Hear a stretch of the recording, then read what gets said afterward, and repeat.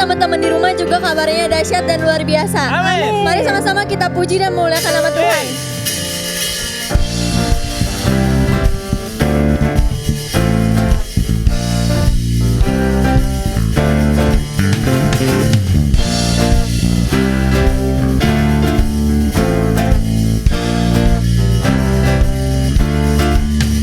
Kasih yang begitu besar, lebih kuat dari dosa. Kasih yang menemukanku, selamatkan dan pulihkanku.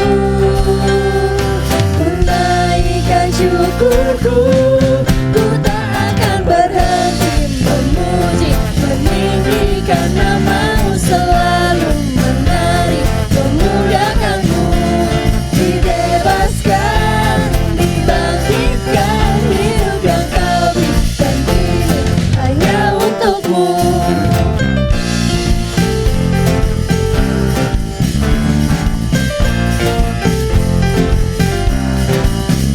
Kasih yang begitu besar, lebih kuat dari dosa. Kasih yang menemukanku, selamatkan dan pulihkanku. Ku naikkan syukurku, ku tak akan berhenti memuji, meninggikan nama-Mu selalu menari. Memuliakan-Mu, dibebaskan, dibangkitkan, hidup yang Kau berikan ini hanya untuk-Mu.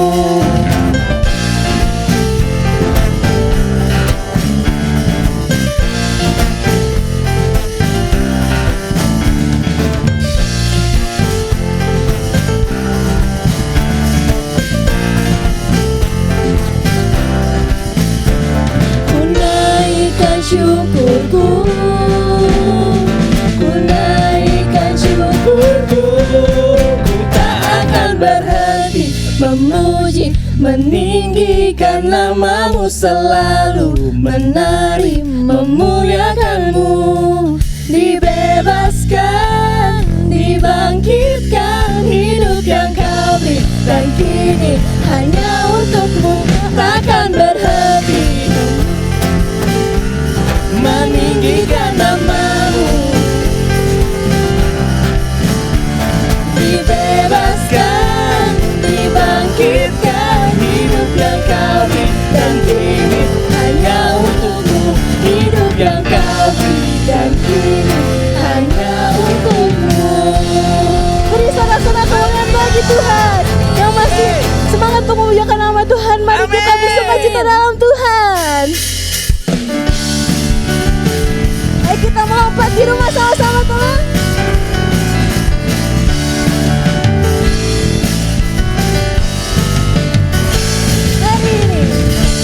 Hari ini, hari yang telah dijadikan Tuhan.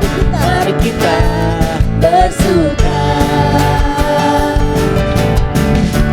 Hari ini, hari yang telah dijadikan Tuhan.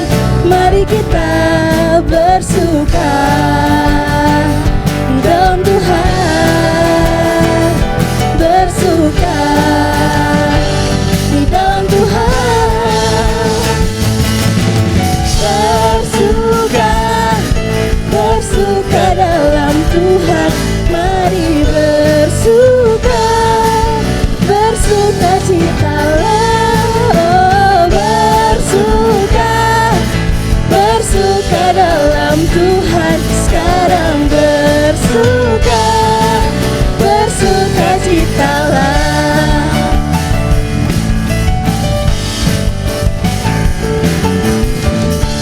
Hari ini, hari yang telah dijadikan Tuhan. Mari kita bersuka. Hari ini, hari yang telah dijadikan Tuhan. Mari kita bersuka Di dalam siapa? dalam Tuhan. Amin. Bersuka di dalam Tuhan. Bersuka, bersuka dalam Tuhan. Mari bersuka, bersuka citalah. Bersuka, bersuka dalam Tuhan. Sekarang bersuka, bersuka citalah. Bersuka, bersuka dalam Tuhan. Mari bersuka, bersuka citalah. Bersuka, bersuka dalam Tuhan. Sekarang bersuka, bersuka citalah. Bersuka, bersuka dalam Tuhan. Mari bersuka, bersuka citalah. Oh, bersuka, bersuka dalam Tuhan. Sekarang bersuka, bersuka citalah. Sekarang Kapan, teman-teman? bersuka, sekarang bersuka, sekarang bersuka, bersuka citalah.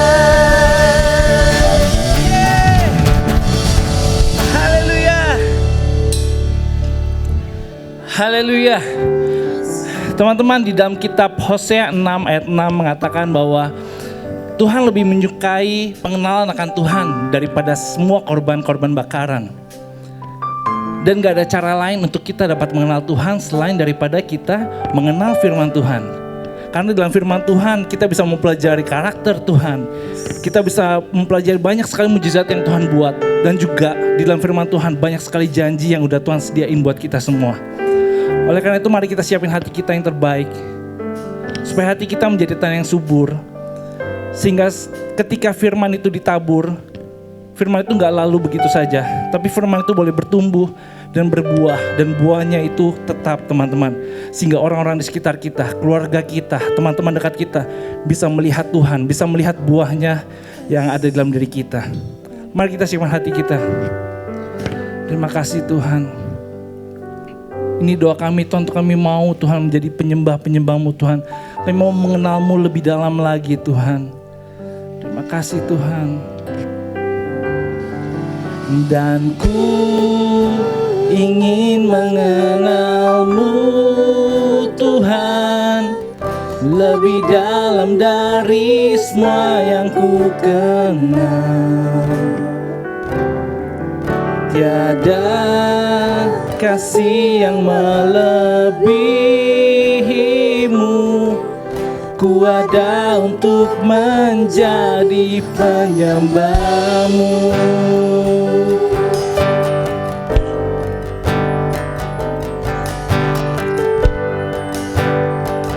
Mari sama-sama kita katakan, bila ku buka mataku, Ku buka mataku dan lihat karya-Mu, oh, ku terkagum. Bila ku lihat hidupku dan karya tangan-Mu, ku tersanjung karena semua yang baik dalam hidupku itu karya-Mu.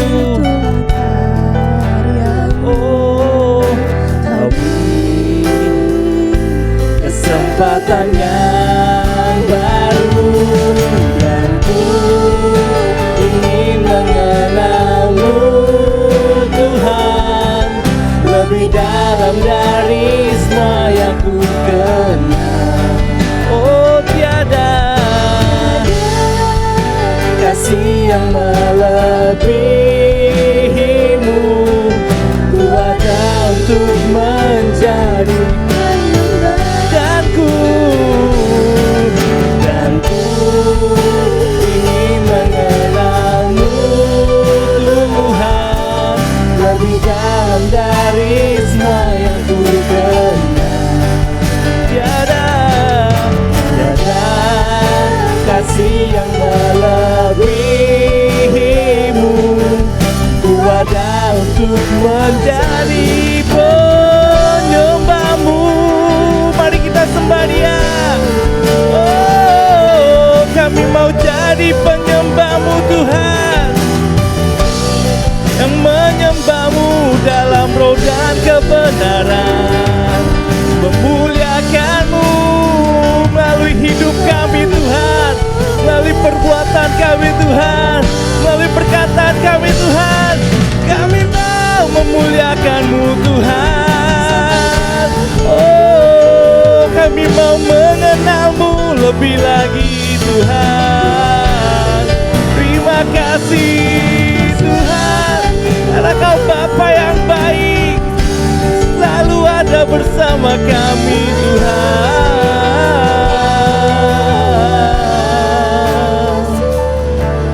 Dan ku ingin mengenal-Mu Tuhan, lebih dalam dari semua yang ku kenal.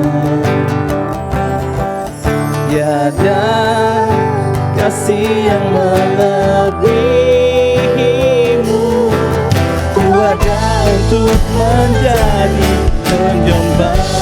Dan ku ingin mengenal-Mu Tuhan, lebih dalam dari semua yang ku kenal. Oh, tiada kasih yang melebihi-Mu, ku ada untuk menjadi penyembah-Mu. Ku ada untuk menjadi, ku ada untuk menjadi, ku ada untuk menjadi penyembah-Mu.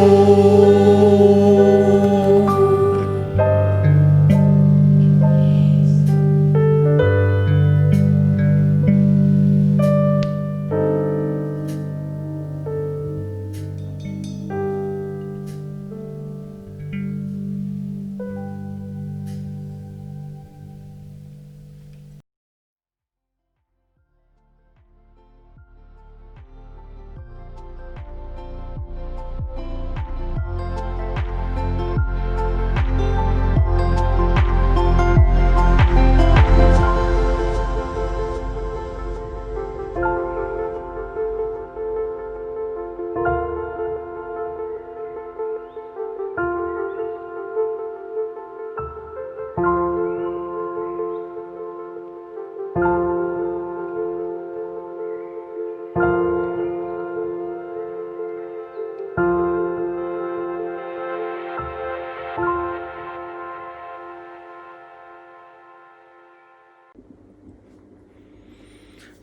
teman-teman Petra. Senang sekali karena pada hari ini saya bisa bersama-sama dengan teman-teman semua untuk merayakan anniversary-nya Petra pada tahun ini. Dan saya juga senang karena saya adalah mantan dari Petra Community. Dan saya yakin dan percaya bahwa Petra Community bisa sampai hari ini semuanya yang pertama pastinya karena kasih Tuhan. Dan yang kedua adalah adanya teman-teman yang setia untuk beribadah, untuk membangun komunitas ini seperti sekarang. Nah teman-teman, sebelum saya membagikan firman Tuhan, mari sama-sama kita mau berdoa terlebih dahulu ya. Mari kita tutup mata kita. Bapa di dalam surga, kami mengucap syukur karena Tuhan boleh pimpin kehidupan kami. Tuhan boleh pimpin Petra Community sampai hari ini. Dan semuanya karena kasih Tuhan. Semuanya karena penyertaan Tuhan. Dan Tuhan, kalau sebentar kami akan bersama-sama untuk belajar firman Tuhan. Kami akan bersama-sama untuk mendengarkan firman Tuhan. Kiranya Engkau membuka hati kami, membuka pikiran kami Tuhan. Membuka mata kami, membuka telinga kami. Sehingga setiap firman yang ditabur, semuanya boleh tertanam dalam hati kami. Dan kami bukan hanya saja menjadi pendengar, tapi kami boleh menjadi pelaku firman Tuhan. Engkau memberkati, Engkau mengurapi Tuhan hamba-Mu dengan segala keterbatasannya, sehingga apapun yang hamba-Mu lakukan, apapun yang hamba ucapkan, semuanya berasal dari Tuhan, dan semuanya sesuai dengan kehendak Tuhan. Dalam nama Tuhan Yesus Kristus, teman-teman Petra yang siap untuk mendengar firman Tuhan, sama-sama kita mau katakan, amin. Oke, teman-teman, saya berdoa semoga teman-teman semua dalam keadaan yang sehat, teman-teman dalam keadaan yang sukacita, dan yang pastinya teman-teman berada di rumah karena mengingat kita masih berada dalam masa PSBB. Ya, teman-teman, di awal-awal PSBB ada yang bilang lockdown, ada yang bilang PSBB. Di China itu mereka melockdown. Kalau kita di Indonesia, pemerintah mengambil kebijakan, mengambil keputusan bukan di lockdown, tapi kita di PSBB, ya, pembatasan sosial berskala besar. Nah, sebetulnya teman-teman mengenai PSBB dan lockdown ini ada cerita yang menarik bahwa sebetulnya pada zaman dulu Tuhan juga pernah melockdown seluruh bumi. Kaget ya, seluruh bumi. Kalau ini kan beberapa negara melakukan lockdown, melakukan PSBB, beda-beda. Kalau ini benar-benar seluruh bumi di lockdown. Kalau saat ini kita di lockdown, kita di PSBB karena adanya COVID-19, karena ada virus. Kalau dulu, saya kasih clue nih teman-teman ya. Kalau dulu di lockdownnya karena adanya air bah. Wih, gila. Teman-teman langsung kalau dengar air bah tuh pasti langsung terfokus dengan satu nama, yaitu adalah siapa? Nabi Nuh. Betul banget teman-teman. Nah, kenapa saya bilang kok mirip sih? Ya, karena Nabi Nuh itu ternyata di lockdown loh. Bersama dengan keluarganya, 8 orang berarti ya, Nabi Nuh, istrinya, 3 orang anaknya, dan 3 orang istri dari anak-anaknya, 3 mantunya. 8 orang ini di lockdown di dalam bahtera, di dalam sebuah perahu besar. Kenapa saya bilang mirip? Gini teman-teman, kita baca dulu di Kejadian 6, ayat 13 sampai ayat 18. Saya bacain buat teman-teman dengan cepat ya. Kejadian 6, ayat 13 sampai dengan ayat yang ke-18. Berfirmanlah Allah kepada Nuh, Aku telah memutuskan untuk mengakhiri hidup segala makhluk, sebab bumi telah penuh dengan kekerasan oleh mereka, jadi aku akan memusnahkan mereka bersama-sama dengan bumi. Buatlah bagimu sebuah bahtera dari kayu gofir. Bahtera itu harus kau buat berpetak-petak dan harus kau tutup dengan pakal dari luar dan dari dalam. Beginilah engkau harus membuat bahtera itu. 300 hasta panjangnya, 50 hasta lebarnya, dan 30 hasta tingginya. Buatlah atap pada bahtera itu dan selesaikanlah bahtera itu sampai sehasta dari atas dan pasanglah pintunya pada lambungnya. Buatlah bahtera itu bertingkat bawah, tengah, dan atas. Sebab sesungguhnya aku akan mendatangkan air bah meliputi bumi untuk memusnahkan segala yang hidup dan bernyawa di kolong langit. Segala yang ada di bumi akan mati binasa. Tetapi dengan engkau, maksudnya dengan Nuh, aku akan mengadakan perjanjianku. Dan engkau, maksudnya Nabi Nuh, akan masuk ke dalam bahtera itu. engkau bersama-sama dengan anak-anakmu dan istrimu dan istri anak-anakmu. Nah teman-teman, di ayat 18 ini Tuhan memerintahkan Nuh untuk masuk ke dalam bahtera bersama-sama dengan keluarganya. Artinya Nuh harus masuk ke dalam suatu tempat untuk berlindung diri dari sesuatu yang akan menyerang dia, supaya dia aman. Apa bedanya dengan kita sekarang? Ya beda-beda tipis, mirip ya. Bedanya kalau kita itu masih bisa tuh main keluar ya. Teman-teman yang sekarang mungkin hobinya goes ya, yang sekarang suka sepeda, teman-teman masih bisa sepedaan. Teman-teman yang mau belanja ke supermarket untuk belanja cemilan, untuk belanja kebutuhan sehari-hari, teman-teman masih bisa. Teman-teman yang mau ke mall ya, walaupun nggak bisa nonton bioskop, walaupun nggak bisa makan di restoran, tapi teman-teman masih bisa refreshing ya. Teman-teman masih bisa go outside walaupun dengan melakukan protokol kesehatan. Tapi Nuh waktu itu dia nggak bisa ya. Ya jadi beda-beda tipis lah. Nuh harus di bahtera, dia harus berdiam bersama dengan keluarganya, tidak melakukan apa-apa, dia harus ada di bahtera. Karena kenapa? Air bah itu datang. Dan teman-teman, yang saya mau tanya adalah seberapa lama sih Nuh ada di dalam bahtera itu? Nah, saya melakukan sedikit perhitungan, ya, I did a math-nya, saya menghitungkan perhitungannya. Secara kasar itu Nuh bersama keluarganya itu berada di dalam bahtera selama kurang lebih 200 hari ya. Seharusnya tidak kurang dari 200 hari, justru malah lebih dari 200 hari, tapi saya tidak menghitung pastinya. Tapi teman-teman, selama 200 hari gile, apa yang dilakukan Nuh bersama dengan keluarganya? Kalau kita mungkin di awal Maret ya, pandemi ini ada, teman-teman yang cewek-cewek mungkin bisa tenang aja, walaupun cuma di rumah saya bisa nonton drama Korea. Wis, berseri-seri saya nonton sampai nangis, sampai berkucuran air mata saya nonton Korea drama. Sekarang bingung mau ngapain ya. Teman-teman yang cowok awal-awal ya tenang, saya ada game online, main Mobile Legends, main PUBG ya. Teman-teman yang main PlayStation bisa main. Mungkin sekarang udah mulai bosen ya. Teman-teman udah 6 bulan, berarti 180 hari, hampir seperti Nuh ya. Nuh 200 hari lebih. Apa yang Nuh lakukan sih sebetulnya di dalam bahtera itu sampai-sampai dia bisa bertahan bersama dengan keluarganya ya? Mungkin ya Nuh di dalam bahtera bersih-bersih, ngosek-ngosek bahtera ya. Mungkin Nuh harus merawat hewan-hewan yang ada di dalam bahtera. Mungkin teman-teman ada hal-hal yang dia lakukan, ada aktivitas yang dia lakukan. Tapi di luar dari itu, apa yang Nuh lakukan bersama dengan keluarganya? Nah, setelah membaca Kejadian 6 ini, kisah tentang Nuh, saya mengambil kesimpulan yang saya dapatkan dari firman Tuhan ini adalah Nuh membangun mezbah Tuhan bersama dengan keluarganya. Wow. Terus kalau teman-teman tanya, tahu dari mana? Ya, karena kalau teman-teman baca dari Kejadian 6 sampai habis mengenai Nabi Nuh ini, nggak ada tuh cerita ayat yang ngomong tentang Nuh ngajak istrinya, ngajak anak-anaknya dan mantu-mantunya itu, ayo kita ngumpul di satu ruangan, kita berdoa, kita memuji Tuhan, kita bermazmur bagi Tuhan. Nggak ada ayatnya. Memang sih nggak ada. Nggak ada sama sekali teman-teman. Tapi kenapa saya bisa mengambil kesimpulan itu?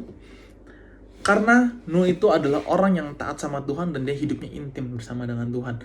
Kalau teman-teman baca di Kejadian 6 sampai dari Kejadian 6 sampai Kejadian 8, di situ berkali-kali Tuhan itu berfirman kepada Nuh secara langsung, dan Nuh itu selalu melakukan apa yang sesuai dengan perintah Tuhan.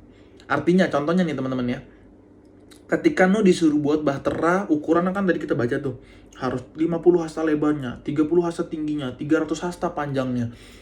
Nuh melakukan precisely, persis seperti apa yang Tuhan perintahkan. Tidak lebih, tidak kurang. Artinya apa? Tuhan itu taat sekali sama Tuhan. Sehingga hidupnya itu intim sama Tuhan. Ya, sehingga hidupnya itu benar-benar dekat sekali sama Tuhan. Makanya kenapa saya bisa mengambil kesimpulan bahwa Nuh ketika di dalam bahtera dia mengajak keluarganya. Bukti lainnya apa sih kok? Bukti lainnya apa bahwa Nuh itu intim sama Tuhan, bahwa Nuh itu benar-benar taat sama Tuhan. Teman-teman, kita buka di Kejadian 6 ayat 9. Kejadian 6 ayat 9. Nah, ini kita baca bersama-sama ya teman-teman ya. Nanti tim multimedia bisa bantu untuk tampilkan ini di layar. Kejadian 6 ayat 9. Kita baca bersama-sama. 1, 2, 3. Inilah riwayat Nuh. Nuh adalah seorang yang benar dan tidak bercela di antara orang-orang sezamannya. Dan Nuh itu hidup bergaul dengan Allah. Teman-teman harus garis bawain adalah Nuh hidup bergaul dengan Allah. Nah, ketika teman-teman bergaul, teman-teman punya best friend, kalau teman-teman punya teman dekat, teman-teman pasti selalu berkomunikasi dengan dia. Teman-teman ngobrol, teman-teman curhat sama dia, teman-teman sharing sama dia ya. Sehingga kalau saya bete, contoh, saya lagi sedih, saya lagi happy, saya ceritain sama orang ini, sama best friend saya. Begitu juga dengan sebaliknya, ketika teman saya ini lagi happy, lagi sedih, dia cerita sama saya. Sehingga apapun yang dia lakukan, saya tahu. Apapun yang saya lakukan, dia tahu. Karena kenapa? Karena saya bergaul, karena saya dekat sekali. Sehingga hubungan saya itu intim dengan teman saya ini, dengan best friend saya ini. Begitu juga dengan Nuh, dengan Nabi Nuh. Dia bergaul dengan Allah ditulis. Dia itu dekat banget sama Tuhan. Nah, terus apa buktinya? Itu kan Nuh, bukan keluarganya. Kenapa kok bisa bilang Nuh mengajak keluarganya membangun mezbah? Mana buktinya? Itu kan Nuh doang yang bergaul dengan Allah. Nah, teman-teman, di ayat 9 awal dibilang gini. Inilah riwayat Nuh. Nuh adalah seorang yang benar dan tidak bercela. Nah, teman-teman bayangin gini. Ketika Alkitab bisa bilang bahwa Nuh adalah orang yang benar dan tidak bercela, artinya gini, dia itu kan seorang kepala keluarga. Seorang kepala keluarga kalau dia benar, kalau dia seorang kepala keluarga yang baik, dia akan mengajarkan segala sesuatunya yang baik untuk keluarganya. Yang setuju katakan amin. Contoh, kalau misalnya Nuh belajar bahwa buah ini jangan dimakan ya, karena buah ini tuh nanti bisa bikin kita gatal-gatal, karena buah ini bisa bikin kita alergi. Dia ngajarin ke anak-anaknya supaya nggak makan.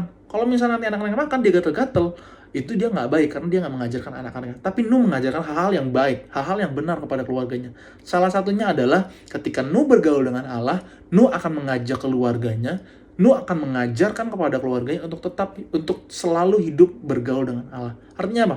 Nggak cuma Nuh yang hidupnya dekat sama Tuhan. Nggak cuma Nuh yang memiliki keintiman dengan Tuhan. Tapi Nuh mengajak keluarganya untuk hidup bergaul dengan Tuhan, untuk hidup bersama-sama memuji menyembah Tuhan. Nah, kenapa saya bisa, itu adalah alasan mengapa saya bisa bilang bahwa Nuh ketika dia selama di Bahtera, dia membangun mezbahnya bersama dengan keluarganya. Ya, berdelapan mereka memuji menyembah Tuhan, mereka berdoa sama Tuhan, meminta hikmat sama Tuhan, meminta kekuatan sama Tuhan. Nah, teman-teman, hal ini juga harus kita lakukan. Karena saat pandemi saat ini, karena saat lockdown seperti ini, saat PSBB seperti ini, kita butuh kekuatan. Nah, kekuatan ini bukan cuma harus kita doang yang lakukan, tapi kita harus lakukan bersama-sama dengan keluarga kita. Teman-teman, kita harus ketahui bersama-sama masa-masa seperti sekarang adalah masa-masa yang sulit. Ya, teman-teman yang kalau orang tuanya bekerja, teman-teman silahkan tanya ke orang tuanya teman-teman. Tanya, "Papa, Mama, gimana kerjaan Papa Mama?" Mereka kan pasti geleng kepala. Mungkin ada juga yang bilang, "Oh, fine-fine aja kok." Tapi kalau teman-teman tanya ke orang lain, wah, banyak orang-orang yang bekerja itu mereka kesulitan sekarang. Ya, mereka yang pengusaha, mereka yang wirausaha nih, mereka punya usaha. Koko kerja di sebuah bank, dan kerjaan Koko itu setiap hari ketemu dengan nasabah, ketemu dengan customer.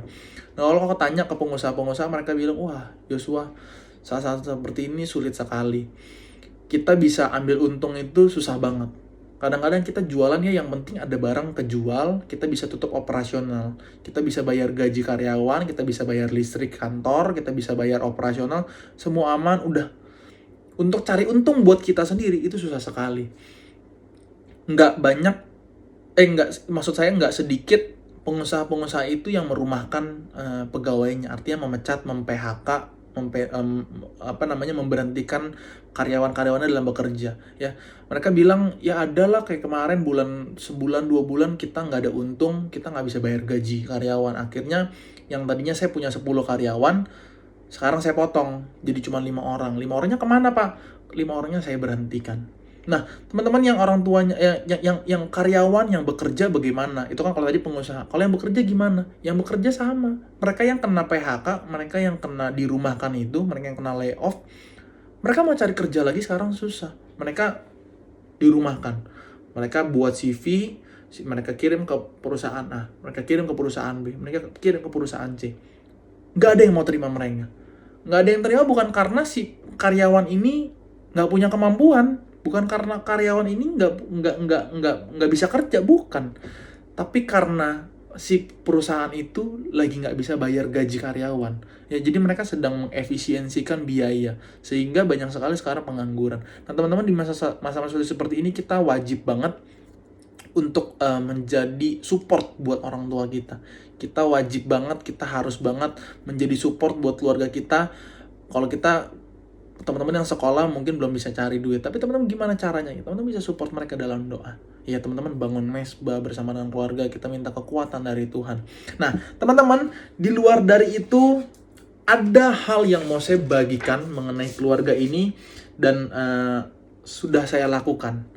Dan puji Tuhan, hal-hal ini membawa saya dan keluarga saya ke dalam hal yang lebih baik, ya teman-teman. Nah, teman-teman, ada 3 hal yang saya mau bagikan. 3 hal ini, 3 poin ini saya singkat dengan 3M. Ya, kalau teman-teman selama COVID ini dari bulan Maret sampai sekarang, pemerintah selalu mencanangkan 3M. M yang pertama adalah, saya lupa urutannya, yang pasti adalah menjaga jarak, mencuci tangan, memakai masker. Itu 3M-nya ya. Kalau teman-teman nonton TV, baca berita, di radio, dengar radio, di sosial media, teman-teman pasti dengar ini. 3M. Jaga jarak, cuci tangan, pakai masker, memakai masker. 3M-nya saya ini berbeda sedikit teman-teman. Tapi ampuh untuk kalau tadi 3M menghindari kita dari corona, kalau ini 3M ini bisa membuat keluarga kita lebih happy. Amin, amin. Oke, M yang pertama adalah menghormati. Teman-teman, kita mau sama-sama baca di Efesus 6 ayat 1 sampai 3. Saya mau kita baca bersama-sama ya. Efesus 6 ayat 1 sampai 3. 1 2 3. Hai anak-anak, taatilah orang tuamu di dalam Tuhan, karena haruslah demikian. Hormatilah ayahmu dan ibumu Ini adalah suatu perintah yang penting, seperti yang nyata dari janji ini. Ayat yang ketiga, supaya kamu berbahagia dan panjang umurmu di bumi. Nah teman-teman, kita sebagai anak, peran kita haruslah kita menghormati orang tua kita. Yang setuju katakan amin. Kalau tanya kenapa kau harus menghormati? Di ayat ketiga sudah dikasih tahu. Kenapa kita harus menghormati? Supaya kita berbahagia dan panjang umurmu di bumi. Teman-teman kalau ulang tahun ya, teman-temannya doa gini. Tuhan, berkatilah Yosua yang sedang berulang tahun. Berikanlah ia panjang umur. Terus kita tanya, panjang umur, emang gimana caranya bro? Gimana caranya sis? Ya pokoknya kita makan sehat ya, 4 sehat 5 sempurna. Kita rajin olahraga, istirahat yang cukup. Semoga dengan kita melakukan itu kita bisa panjang umur, insya Allah katanya ya kan. Tapi ternyata panjang umur itu bukan hanya itu doang teman-teman. Ini kuncinya. Taatilah orang tuamu, hormatilah orang tua kita. Ya teman-teman. Hormat ini dalam arti gini, yang saya mau ajarkan buat teman-teman adalah kita harus taat sama orang tua kita. Taat itu apa sih artinya? Kita nurut sama orang tua kita. Itu bahasa paling gampangnya. Kalau kita disuruh sesuatu, cuci piring, ya kita lakukan. Bantu pel, bantu sapu rumah, kita lakukan. Teman-teman, apapun yang orang tua kita minta tolong ke kita, itu adalah mengajarkan kita untuk kita bisa mandiri. Mengajarkan kita untuk kita bisa belajar suatu hal. Contoh teman-teman. Saya ada contoh begini. Contoh adalah garam di rumah habis nih. Garam di rumah habis, orang tua saya bilang, Joshua, tolong beliin garam di warung. Ya, aduh, nih mami yang bikin repot, orang lagi main PS ya, lagi main PlayStation, lagi main game online, nggak bisa di pause nih, ntar aja. Tapi mami bilang, udah nih, buruan lagi mau masak. Wih, yaudah deh, akhirnya saya beli nih garam. Beli garam, saya bawa nih garam. Ternyata mama saya itu lagi masak masakan kesukaan saya, yaitu adalah babi kecap. Wih, dengarnya aja saya udah ya nelen ludah nih. Ya, lagi masak babi kecap. saya lagi main game. Tiba-tiba dipanggil, Yosua, mami udah selesai masak. Makan. Datang-datang, woi, babi kecap. Ternyata garam yang saya beli itu untuk masak babi kecap tadi. Bayangin kalau saya nggak beli garam. Mungkin bukan babi kecap yang dimasak. Mungkin yang lain. Ya mungkin cuman sayur, mungkin cuman apa yang mungkin yang makanan yang bukan kesukaan saya. Tapi ternyata garam itu dimasak untuk babi kecap yang saya suka. Teman-teman, berarti orang tua kita itu menyuruh kita, minta tolong kita supaya kita taat, itu mendatangkan kebaikan buat diri kita sendiri. Contoh lain, kita disuruh cuci piring, ya, bukan semerta-merta mereka menyuruh kita, bukan karena mereka malas. Mereka bisa gak lakukan itu sendiri? Bisa. Orang mereka lebih kuat dari kita, mereka lebih bisa lebih cuci piringnya lebih bersih dari kita. Tapi bukan semerta mereka menyuruh doang. Tapi mereka mau mengajarkan suatu hal bahwa kita harus bertanggung jawab atas segala sesuatu yang kita buat. Contoh, kita makan, orang itu piring kita yang pakai, sendok kita yang pakai, kita yang ngotorin itu dengan makanan kita. Ya kita harus cuci sendiri. Ya teman-teman ya, biasakan dari hal yang simpel teman-teman. Dari contoh kita beresin kamar kita sendiri, bangun pagi. Ya teman-teman yang di rumah, sekolah online, jangan malas bangun pagi lalu kita langsung beresin kasur kita, tempat tidur kita beresin. Kalau kita makan, kalau kita minum, kita cuci sendirilah. Ya, hal yang kecil ini membawa kita semakin dewasa, kita bertanggung jawab segala sesuatu. Teman-teman, M yang pertama adalah menghormati. Kita harus menghormati keluarga kita. Sekali lagi, karena kenapa? Karena itu adalah hal yang penting, itu adalah perintah yang penting, ya, supaya kita bisa bahagia dan kita bisa panjang umur di bumi ini. Nah, teman-teman, M yang kedua itu apa sih kok? M yang kedua adalah menghargai. Kita buka di Imamat 19 ayat 17. Yang ini saya bacakan dengan cepat, teman-teman. Janganlah engkau membenci saudaramu di dalam hatimu, tetapi engkau harus berterus terang, menegur orang sesamamu, dan janganlah engkau mendatangkan dosa kepada dirimu karena dia. Teman-teman, di ayat awal ini dikatakan janganlah engkau membenci saudaramu di dalam hatimu. Membenci, kita harus mengasihi mereka, kita harus menghargai mereka. Mereka itu siapa? Saudara kita. Kalau tadi Koko berbicara menghormati, itu berarti kita berbicara dengan orang tua kita, mengenai otoritas di atas kita. Nah, sekarang menghargai ini kita berbicara mengenai yang ada di horizontal nih. Ya, berbicara mengenai ada kakak, ada adik, ada koko, ada cici, kita harus menghargai mereka. Teman-teman, nggak bisa kita cuma menghormati keluarga kita memiliki hubungan yang baik dengan keluarga kita. Kita juga wajib, kita juga harus, kita juga kudu memiliki hubungan yang baik dengan saudara kita. Yang setuju, katakan amin. Kalau teman-teman tanya, Koko punya adik, punya Koko. Saya punya adik. Terus kalau ditanya, sering berantem nggak? Sering. Sering berdebat nggak? Sering. Sering berargumentasi nggak? Sering. Tapi apakah itu membuat saya benci dengan dia? Apakah itu membuat dia benci dengan saya? Jawabannya adalah tidak. Jawabannya adalah enggak. Justru kalau saya berantem, ya, kalau orang bilang sekarang adu bacot gitu ya, itu membuat saya semakin kenal dengan dia, membuat saya semakin dekat sama dia, ya. Kalau ditanya sering berantem, sering. Sampai sekarang pun masih sering. Tapi sekali lagi tidak berarti saya membenci dia ataupun dia membenci saya. Tapi konflik-konflik ini yang membuat saya semakin dekat sama dia. Nah, menghargai ini berbicara mengenai kita menghargai pendapat dia. Kita menghargai privasi dia. Saya kasih contoh gini, teman-teman. Ceritanya lagi renov rumah, lagi mau beli perabotan rumah. Dek, ini orang tua ya, kita pergi yuk ke furniture, kita mau beli bangku untuk meja makan. Asik, meja makan.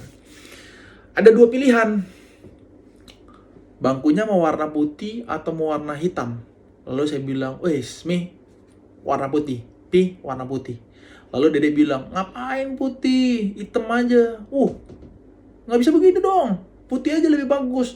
Supaya dapurnya kelihatan bersih, ya kan? Supaya dapurnya kelihatan kinclong, kelihatan lebih elegan kalau warna putih. Nggak bisa gitu, hitam lebih bagus. Nah, kalau saya nggak menghargai pendapat dia, yang terjadi adalah apa? Terjadi sebuah perdebatan yang nggak ada habisnya, akan terjadi sebuah, aduh baca tuh, putih, hitam, putih, hitam, putih, hitam. Tapi kalau kita menghargai pendapat dia, akhirnya kita tanya, emang kenapa sih lu pilih putih? Saya jawab, Kalau putih itu biar kinclong, biar kelihatannya bersih itu dapur, ya nggak kelihatan kotor. Kalau hitam tuh aduh gelap, ntar banyak nyamuk gini. Kalau lu kenapa pilih warna hitam? Nih, lu bayangin kalau lu makan babi kecap, kuahnya tumpah ke bangku warna putih, apa nggak jadi kotor? Apa nggak jadi bernoda? Saya pikir, oh iya juga ya. Kalau putih itu gampang kotor ternyata. Walaupun memang kelihatan bersih, walaupun kelihatan kinclong lebih elegan, tapi ternyata gampang kotor. Oh iya benar juga. Akhirnya karena saya menghargai pendapat dia, kita bilang, Pi, kita setuju.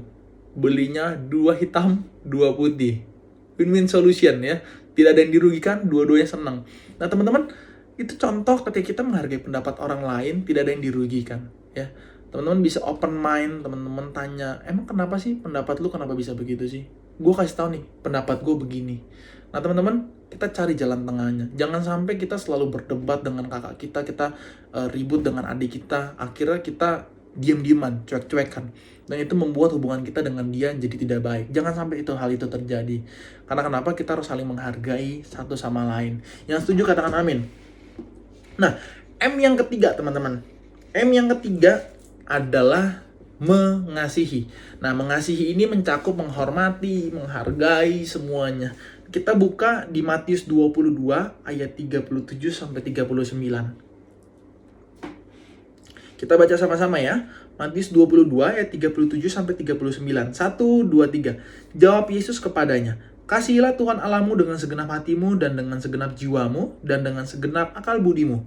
Itulah hukum yang terutama dan yang pertama. Dan hukum yang kedua yang sama dengan itu ialah kasihilah sesama manusia seperti dirimu sendiri." Nah teman-teman, seringkali kita baca ini kita bilang, wah kita harus mengasihi sesama manusia, berarti kita harus mengasihi musuh kita harus mengasihi teman kita harus mengasihi orang di luar sana. Tapi kan kadang sampai-sampai kita kelupaan untuk mengasihi keluarga kita sendiri. Kita lupa mengasihi orang tua kita lupa mengasihi adik dan kakak kita. Teman-teman, jangan sampai itu terjadi. Karena kenapa? Kasih itu harus dimulai dari keluarga kita. Dimulai dari diri kita kepada Tuhan. Lalu yang kedua adalah, karena dibilang loh, hukum yang kedua adalah kita harus mengasihi sama manusia. Kita harus mulai dari keluarga kita. Yang setuju katakan amin. Teman-teman, mengasihi ini berbicara juga mengenai kita harus rela berkorban.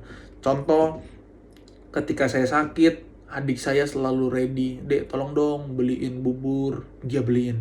Begitu juga sebaliknya ketika dia sakit. Ketika dia sakit dia bilang, "Kok tolong dong beliin bubur, beliin nasi goreng, beliin ini." Saya beliin. Artinya kita rela berkorban, kita mengasihi karena apa ya? Bukan hanya sekedar karena dia keluarga terus kita tolongin, enggak. Tapi karena memang kita mengasihi. Begitu juga dengan orang-orang di luar sana, kita harus mengasihi. Nah teman-teman, simple aja yang saya mau bagikan, semuanya semoga gampang untuk dipraktekkan. Teman-teman, kita belajar 3M hari ini. Selain memakai masker, selain mencuci tangan dan menjaga jarak, kita juga belajar mengenai menghargai, mengenai menghormati, dan juga mengasihi. Saya percaya ketika kita lakukan ini semua dengan komitmen yang baik, dengan komitmen yang benar, dan kita lakukan secara konsisten, teman-teman, hubungan keluarga kita akan semakin baik. Yang setuju katakan amin. Dan ketika hubungan kita baik, kita bisa bangun mesbah keluarga, kita bisa berdoa sama-sama, kita bisa beribadah bersama-sama. Itu hal yang baik. Bukankah Tuhan akan senang melihat itu? Bukankah kita juga akan happy melihat itu? Satu kerinduan saya dulu, saya bisa beribadah bersama-sama dengan keluarga saya. Dan hari ini saya bisa wujudkan itu. Karena kenapa? Saya lakukan 3M ini. Menghormati, menghargai, dan juga mengasihi. Saya berharap teman-teman bisa melakukan hal ini sama. Sehingga teman-teman juga bisa merasakan apa yang saya rasakan. Kita punya keluarga cemara. Cilah. Harta yang paling berharga adalah keluarga. Teman-teman tanamkan ini. Harta yang berharga itu adalah keluarga kita harus senangkan mereka, kita harus buat mereka happy. Ya, jangan sampai penyesalan datang, karena penyesalan itu selalu datang terlambat. Ya, jangan sampai penyesalan datang dalam kehidupan kita. Oke, teman-teman, sekali lagi saya mau mengucapkan happy anniversary Petra. Semoga komunitas ini boleh menjadi dampak. Yang pertama pastinya berdampak bagi komunitas yang lain di gereja, dan teman-teman bisa menjadi dampak yang baik untuk komunitas di sekolah.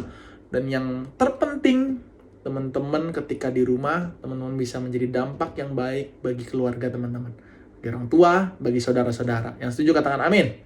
Oke, yuk kita berdoa ya untuk menutup ibadah kita hari ini. Sekali lagi kami mengucapkan rasa syukur kami kepada Tuhan. Kami naikkan ucapan syukur kami karena Tuhan sudah memimpin ibadah kami dari awal hingga akhir. Dan Tuhan, kalau hari ini kami boleh belajar mengenai 3M. Menghormati, menghargai, dan juga mengasihi.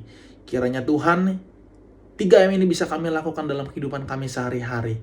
Dan kami tahu Tuhan akan memberikan kami kekuatan, memberikan kami hikmat, memberikan kami sukacita dalam melakukan firman Tuhan ini. Sehingga ketika kami melakukan 3M ini, keluarga kami boleh dipulihkan. Hubungan keluarga kami boleh dipulihkan kembali Tuhan. Dan yang terutama, kami boleh mengendapi firman Tuhan dan hati Tuhan boleh disenangkan. Kiranya Tuhan akan memberkati keluarga kami, memberkati orang tua kami, memberikan kesehatan, memberikan kekuatan. Setiap mereka yang sedang sakit, Tuhan yang akan sembuhkan. Setiap keadaan ekonomi yang sedang drop, Tuhan, kami percaya Tuhan yang akan pulihkan. Tuhan yang akan membuat kami hidup dalam berkecukupan, bahkan dalam berkelimpahan. Terima kasih Tuhan, terima kasih. Kau juga memberkati kalau pada saat hari ini kami merayakan anniversary Petra Community. Kau memberkati seluruh staff, seluruh pembina yang ada. Kiranya Tuhan yang memberkati kehidupan mereka, terus nyalakan api mereka supaya mereka terus melayani Tuhan. Berikan hati yang haus dan lapar, sehingga mereka boleh sungguh-sungguh membawa jemaat Tuhan semakin serupa dengan Tuhan. Kau juga memberkati jemaat yang ada, teman-teman Petra semuanya. Kiranya Tuhan memberikan kami kesetiaan untuk kami boleh sama-sama membangun komunitas ini menjadi komunitas yang kuat, menjadi komunitas yang Petra, di atas batu karang kokoh berdiri kuat, karena kami berpegang teguh kepada Tuhan. Terima kasih Tuhan, terima kasih. Kami juga berdoa untuk perayaan anniversary Petra ini Tuhan. Semuanya karena kasih Tuhan. Terima kasih Tuhan, terima kasih sekali kami ucapkan syukur kami. Nah, kalau sebentar kami akan menyudahi ibadah kami. Kiranya Tuhan memberkati kami semua dalam nama Tuhan Yesus Kristus. Yang percaya, yang antusias, yang bersuka cita. Sama-sama kita mau katakan amin. Sekali lagi saya mengucapkan happy anniversary Petra Community. Happy weekend. God bless you all.